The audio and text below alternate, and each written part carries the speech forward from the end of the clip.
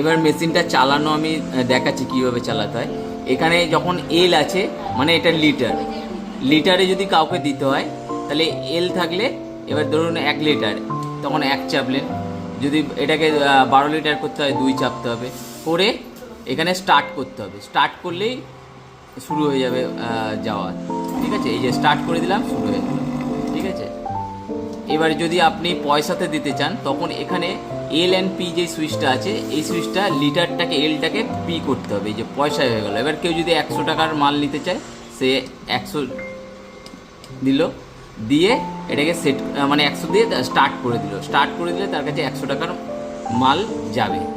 ঠিক আছে, তারপর স্টপ আর ক্লিয়ার করে দিলেই ওকে হয়ে যাবে। আর যদি টোটাল দেখতে চাও তখন পয়েন্ট আর ক্লিয়ার এই দুটো বাটন একসঙ্গে মানে চাপতে হবে। এই যে পয়েন্ট আর ক্লিয়ার, এটা হচ্ছে টোটাল দেখাবে। পয়েন্ট আর ক্লিয়ার হলে টোটাল যত লিটার মাল গেছে সেটা এটা টোটাল দেখাবে। যদি সারাদিনের বিল দেখতে চাও তখন 0 আর পয়েন্ট দুটো একসঙ্গে চাপতে হবে। চাপার পর 100টা মোটামুটি বিল দেখাবে।